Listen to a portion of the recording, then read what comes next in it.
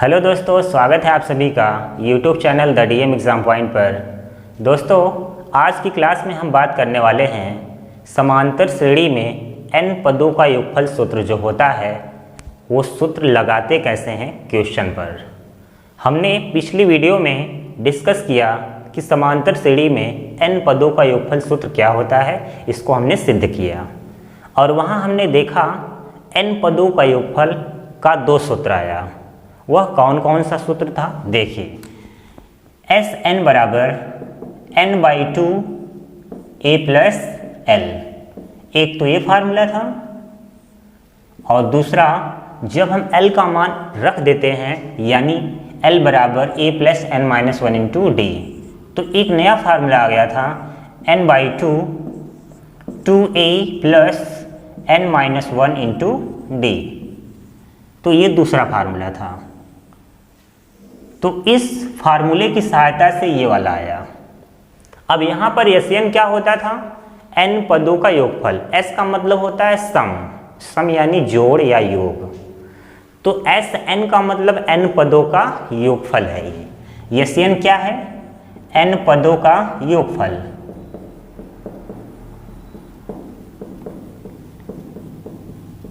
अगर हमें 100 पदों को जोड़ना है, कोई श्रेणी दिया है 100 पदों को जोड़ना है, तो लिखेंगे S 100 या S 100। अगर 50 पदों को लिखना है, 50 पदों को जोड़ना है तो क्या आप लिखेंगे S 50। अगर आप 20 पदों को जोड़ना है तो क्या लिखेंगे S 20 लिखेंगे। ऐसे ही आप लिखेंगे और n का मान भी यहाँ क्लियर रहेगा आपको। ठीक है। अब देखिए A क्या होता है? प्रथम पद। A क्या होता है? प्रथम पद, समांतर श्रेणी का प्रथम पद। D बराबर सार्वंतर। D क्या होता है? सार्वंतर, सबको पता है। इसका एक और नाम है, इसे हम लोग कहते हैं या पदांतर भी कहा जाता है। सार्वंतर कहिए D को या पदांतर यानी पदों के बीच का अंतर। और L बराबर अंतिम पद यानी लास्ट टर्म है, इसीलिए इसे L से प्रदर्शित करते हैं। तो ये हो गया इसमें जो पद है, जैसे A प्रथम पद होता है, L क्या होता है? अंतिम पद। N क्या है? जितने पद हैं यानी पदों की संख्या। D क्या है? सार्वंतर। तो इसमें क्या होता है कि एक श्रेणी दी जाएगी और उसमें कुछ पदों का योगफल पूछा जाएगा। हो सकता है 100 पदों का योगफल पूछा जाए, हो सकता है 1000 पदों का योगफल पूछा जाए। तो हम इसको निकालेंगे कैसे? इन दोनों फार्मूलों की सहायता से। अब ये दोनों फार्मूले में कौन सा फार्मूला कहाँ लगेगा, अब इसके बारे में जानते हैं। अगर आपको श्रेणी में L का मान दे तो ये फार्मूला लगेगा। अगर नहीं देता है L तो इस फार्मूले के पास आएंगे, तो ये फार्मूला आपको आंसर जरूर देगा। चलिए हम लोग एक क्वेश्चन ले लेते हैं और वहाँ पे समझते हैं कि कौन सा फार्मूला कहाँ लगेगा। दोनों में अंतर आपको समझ में आ जाएगा। ये जानना बहुत ही ज़रूरी है कि कौन सा फार्मूला कहाँ लगाना है। बहुत कठिन नहीं, बहुत ही आसान है। एक क्वेश्चन देखेंगे आपको पूरा का पूरा समझ में आ जाएगा, जो भी डाउट है आपका पूरा क्लियर हो जाएगा। तो चलिए देखते हैं एक क्वेश्चन। प्रथम 100 धन पूर्णांकों का योगफल ज्ञात कीजिए। प्रथम 100 धन पूर्णांकों के योगफल का मतलब धन पूर्णांक शुरू कहाँ से होता है? 1 से, और कहाँ तक होता है? अनंत तक। इसका कोई अंत नहीं है। तो केवल प्रथम धन 100 पूर्णांकों के योगफल मतलब प्रथम 100, केवल प्रथम 100 धन पूर्णांकों के योगफल, उससे ज़्यादा नहीं चाहिए। तो पहले हम एक श्रेणी तैयार कर लेते हैं। धन पूर्णांक शुरू होगा 1 से, फिर कौन आता है? 2, फिर कौन आता है? 3। ऐसे ही आपका प्रथम 100 धन पूर्णांक लेना है तो अंतिम में इसका कौन सा आएगा? 100 तो आएगा ही, आएगा ना। प्रथम अगर धन पूर्णांक की बात है तो धन पूर्णांक शुरू होगा 1, 2, 3, 4 ऐसे होगा। और प्रथम 100 धन पूर्णांक की बात है तो 100 में आपका अंतिम पद 100 ही आएगा। तो यानी एक श्रेणी हमने तैयार कर लिया। तो अगर आपने श्रेणी तैयार कर लिया तो इन्हीं का आपको योगफल चाहिए। अब ये जो क्वेश्चन है एग्जाम में कई तरीके से पूछे जाते हैं। जैसे कह देगा कि प्राकृतिक संख्या 1 से लेकर 100 तक की सभी संख्याओं के योगफल ज्ञात कीजिए। और ये क्वेश्चन कई बार जीके में भी पूछा गया है क्वेश्चन कि प्राकृतिक संख्या 1 से लेकर 100 तक की सभी संख्याओं का योगफल क्या होता है। या फिर ऐसे क्वेश्चन दे सकता है कि प्रथम 100 धन पूर्णांक का योगफल क्या होगा। दोनों का मतलब एक ही है। तो इसमें क्या होगा, पहले आप मान नोट कीजिए। ए का मान कितना दिया है, 1। डी सार्वंतर निकालो, सेकंड माइनस फर्स्ट, 2 माइनस 1 कितना आ जाएगा, 1। अंतिम पद एल बराबर कितना है, 100। ठीक है, और n कितने हैं, 100 धन पूर्णांक, यानी n कितने हैं हमारे पास, 100 संख्या है, और l का मान भी कितना है, 100। तो अगर हम 100 पदों के योगफल निकालें तो लिखेंगे क्या, 100 पदों का योगफल। तब हम लिखेंगे यस 100 या एस 100। हमें अंतिम पद दिया है तो हमारे पास फार्मूला होता है n/2 e प्लस एल, यही होगा। तो चलिए रखिए इसमें मान, n का मान कितना है, 100 बटा 2, a का मान 1 है और l का मान 100 है। तो इसे काटेंगे तो 50 हो जाएगा। तो 50 गुणे 101। तो चलो गुणा करो, ये 5 0 5 और 1 0, यानी प्रथम 100 धन पूर्णांकों का योगफल कितना होगा, 5050। बहुत ही आसान तरीके से इसका आंसर आ गया कि जो प्रथम 100 धन पूर्णांकों के योगफल होगा कितना होगा, 5050। या 1 से लेकर के 100 तक की जो गिनती होती है उसका योगफल क्या होगा, 5050। ये मौखिक क्वेश्चन भी है, कई बार ऐसे ही पूछ लिया जाता है, तो हम लोग बिना सॉल्व किए भी आंसर बता सकते हैं। अब क्या है कि मान लो यही अंतिम पद न दे, जैसे हमने इस क्वेश्चन को थोड़ा दूसरे तरीके से सोचा। जैसे कहने का मतलब यहाँ पर देखिए, अगर हम मान लें कि प्रथम 100 धन पूर्णांकों में हमें 100 पता ही नहीं है कि 100वां पद क्या होगा। कहने का मतलब श्रेणी कुछ इस तरह से बन गई, 1 + 2 + 3 + 4, ऐसे ही आगे बढ़ता रहा। ऐसे ही कितने पदों तक, 100 पदों तक है ये, 100 पदों तक। अब हमें यहाँ अंतिम पद नहीं पता है, इतना पता है कि ये 100 पदों तक है, केवल इतना ही पता है कि यह 100 पदों तक है। तो अंतिम पद तो नहीं दिया है। a बराबर कितना है, 1। d बराबर कितना है, 2 - 1 कितना आएगा, 1। और n यानी कितने पद हैं, 100 पद हैं, इतने पता है। तो हमारे पास फार्मूला है, तो लिखेंगे 100 पदों का योगफल, 100 पदों का योगफल। तो यहाँ हो जाए s 100। अब बड़ा वाला formula n/2 2a + n - 1 × d। तो चलिए इसे मान रखते हैं, n का मान 100 यहाँ बटा 2, 2a, a का मान 1 है, n का मान 100 - 1 × d का भी मान 1 है। तो यहाँ आ जाएगा कट करके 50, 50 यहाँ हुआ 2 प्लस ये कितना हो जाएगा, 99, और ये आ गया 50, 99 और 2 101, तो फिर कितना आ जाएगा, 5050। यानी आपको दोनों तरीके से आंसर वही मिलेगा, बस अलग अलग तरीका है सोचने का, हल करने का। जैसे प्रथम 100 धन पूर्णांक, अब जैसे तो हम तो जानते ही हैं कि 100 धन पूर्णांक है तो अंतिम पद 100 आएगा, एक तो ऐसे हमने लगा दिया। लेकिन अगर हमें पता ही ना हो कि 100वां पद क्या है तो हम ऐसे लिख सकते हैं कि 1 से लेकर के 100 पदों तक का योगफल ज्ञात करना है धन पूर्णांकों में। तो हमने मान लिया कि अंतिम पद नहीं पता है, तब ऐसे आप लगाएंगे तब भी आपका आंसर वही आएगा।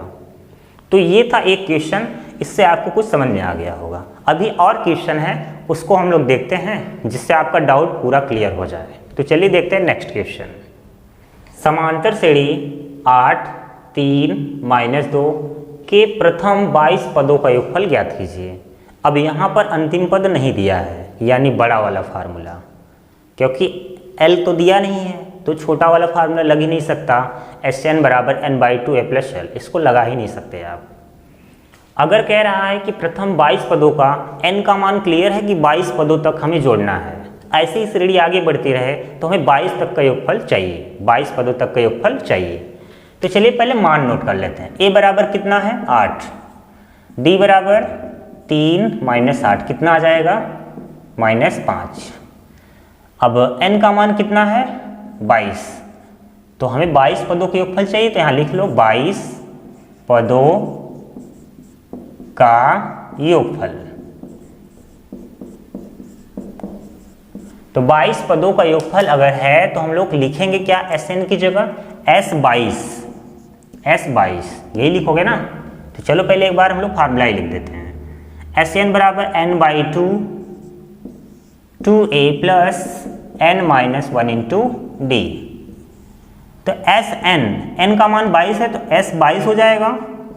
तो यहाँ पर 22/2 और यहाँ पर 2a, a का मान कितना है 8, n का मान 22 है -1 और d का मान कितना आया है -5। तो ये कटेगा 11 हो जाएगा, 11 8 दूना 16 हो गया और ये घटाएंगे तो कितना हो जाएगा 21 इंटू -5। तो चलिए इसके आगे होगा 11 16, यहाँ कितना हो जाएगा 21 का गुणा -5 से करोगे तो -105। तो चलिए इसको हम लोग अब माइनस करेंगे। तो चलिए 105 में से 16 घटाओ, तो 105 में से अगर 16 आप घटाएंगे तो कितना हो जाएगा -89, यही होगा ना, -89 हो गया। तो चलिए अब क्या करते हैं हम लोग इसको गुणा कर लेते हैं। तो 11 9 99 हो गया, 9 हासिल, 11 8 88, 88 और 9 97, तो -979 इसका आंसर आएगा। यानी प्रथम 22 पदों का जो योगफल यहाँ पर आएगा कितना आएगा -979, क्योंकि लगातार घट ही रहा है तो माइनस माइनस होता ही जाएगा। तो लास्ट में आपको योगफल मिलेगा -979। तो ये क्वेश्चन आपको समझ में आ रहा है। अभी और भी क्वेश्चन है, देख लीजिए, उसके बाद पूरा आपका कॉन्सेप्ट क्लियर हो जाएगा कि योगफल हम लोग निकालेंगे कैसे। तो अब चलिए देखते हैं हम लोग नेक्स्ट क्वेश्चन क्या है। 100 और 200 के बीच सभी सम संख्याओं का योगफल ज्ञात कीजिए। 100 और 200 के बीच का मतलब ये है कि 100 और 200 को आप नहीं ले सकते, क्योंकि इनके बीच की बात है। अगर क्वेश्चन ये होता 100 से 200 तक तो 100 और 200 भी आ सकता है, लेकिन इनके बीच सभी सम संख्याओं को लेना है। यानी सम संख्या देखा जाए तो 100 भी है 200 भी है, लेकिन इनके बीच ही केवल लेना है। तो 100 के बाद कौन सी संख्या सम है 102, फिर 104, फिर ऐसे ही बढ़ता रहेगा। तो 200 के पहले सम संख्या कौन है 198। हमने एक श्रेणी तैयार कर ली, जैसे क्वेश्चन में कहा, तो उसके अकॉर्डिंग हमने एक श्रेणी तैयार कर ली योगफल के रूप में। अब इसमें कुल कितने पद हैं अभी तो ये हमें नहीं पता है, बस हमने श्रेणी तैयार की है। तो जब ये नहीं पता है कि कितने पद हैं तो पहले उसे निकालो, और हमारे पास फार्मूला होता है तो उसको पहले मान लिखो जो यहाँ पर दिया 102, डी का मान 104 -102, तो कितना हो जाएगा 2 आएगा। और L का मान कितना है 198। हमें अभी N का मान नहीं पता है कि कितने पदों तक हैं या कितने पद हैं इसमें, ठीक है। तो चलिए हमारे पास फार्मूला L बराबर A plus n-1 into D. तो L का मान 198, A का मान 102 और N नहीं पता है, D का मान 2 है। तो इसको पक्षांतर करो, 198 - 102 बराबर 2n-2। तो चलिए घटाइए, 8 में से 2 निकालो 6, ये इधर निकालो कितना हो गया 9 में से 0 निकालो 9 हो गया। तो यानी यहाँ 96 हो गया, और इसको अगर आप इस तरफ करते हैं तो +2 बराबर कितना 2n। तो 96 + 2 98 बराबर 2n, ये कट गया 49 यानी 49, n बराबर कितना आ गया 49। यानी हमें पता चल गया कि 200 और 100 के बीच 49 सम संख्याएं हैं। और अब हम निकालेंगे 49 पदों का योगफल, 49 पदों का योगफल। तो फार्मूला क्या लिखेंगे S49, क्या लिखेंगे 49 बराबर n/2 यानी 49/2। e प्लस एल, e का मान कितना है 102 प्लस l का मान 198। n का मान हमने इसीलिए निकाला था क्योंकि यहाँ n होता है और n हमें दिया नहीं था। तो यहाँ पर 49/2 इसको आप जोड़ लीजिए, 198 और 102 कितना हो जाएगा 300। तो चलिए इसको काट देते हैं 150। तो 15 नवीं कितना होता है 135, 13 हासिल, 15 चौका 60 और 13 73 और 1 0 यानी 49 पदों का जो योगफल आएगा 7350 या 7350 आएगा, 7350। एक बार क्वेश्चन को फिर समझिए, 100 और 200 के बीच की बात है तो 100 और 200 नहीं आएगा क्योंकि बीच बोला है। अगर ये होता कि 100 से 200 तक तो दोनों आ जाता, तो उनके बीच सभी सम संख्या। तो पहला काम हमेशा श्रेणी तैयार करो। हमने एक श्रेणी बनाई, 100 के बाद 102 सम है, फिर 104, 200 के पहले 198। हमने श्रेणी तैयार कर ली, लेकिन ये नहीं पता कि इसमें कुल कितने पद हैं सम वाले, तो उसको हमने निकाला इस फार्मूले से। तो हमें पता चल गया 49 पद हैं, उसके बाद 49 पदों का योगफल आ गया। तो यहाँ पर n का मान नहीं दिया था, हमने n का मान निकाला, फिर फार्मूले में रख दिया। l का मान दिया था, छोटा वाला फार्मूला। तो समझ में आ गया।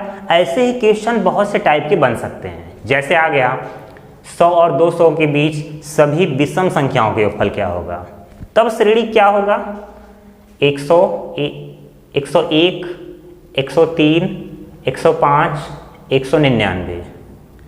100 और 200 के बीच वाली श्रेणी क्या होंगी विषम वाली 101, 103, 105, 199।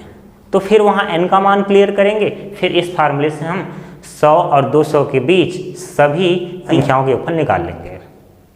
तो चलिए एक और हम लोग क्वेश्चन बदल करके ले लेते हैं, जिससे आपका पूरा कॉन्सेप्ट क्लियर हो जाए। चलिए देखते हैं नेक्स्ट क्वेश्चन। सभी 5 से विभाज्य संख्याओं का योगफल ज्ञात कीजिए। सभी 5 से विभाज्य संख्याओं का योगफल ज्ञात कीजिए जो 50 और 100 के बीच हैं। पहली बात तो हम श्रेणी बनाएंगे, 50 और 100 के बीच कौन कौन सी संख्या 5 से विभाज्य है उसकी श्रेणी। तो 50 के बाद 55 प्लस 60 प्लस 65, ऐसे ही 100 के पहले कौन 95। तो हमने श्रेणी बना लिया। क्या हमें ये पता है कि 5 से विभाज्य कितनी संख्या है? नहीं, उसको निकालो। तो a का मान यहाँ कितना है 55, d आएगा 60 माइनस 55, तो कितना हो जाएगा d का मान 5। l का मान कितना दे रखा है 95। तो हमारे पास फार्मूला होता है l बराबर a plus n minus 1 into D. l का मान 95 बराबर 55 प्लस n नहीं पता और d का मान 5 है। तो 95 माइनस 55, 55 हो गया माइनस हो गया, और इधर गुणा करोगे तो 5n माइनस कितना 5 हो जाएगा। तो 95 माइनस 55 कितना हो जाएगा 40, और ये इधर आएगा तो 5 बराबर कितना 5n। 40 और 5 45 बराबर कितना 5n, कट गया। तो यहाँ आ गया n का मान कितना 9।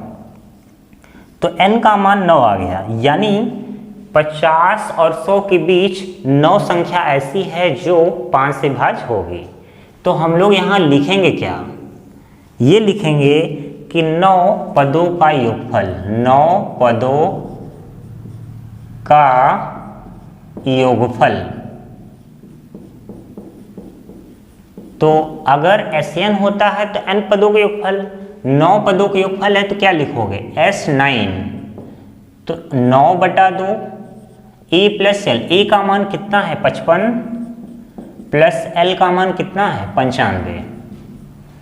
तो 9/2 ये कितना हो जाएगा 5 और 5 10, 9 और 5 14, 1 15। तो ये हो गया कितना 75।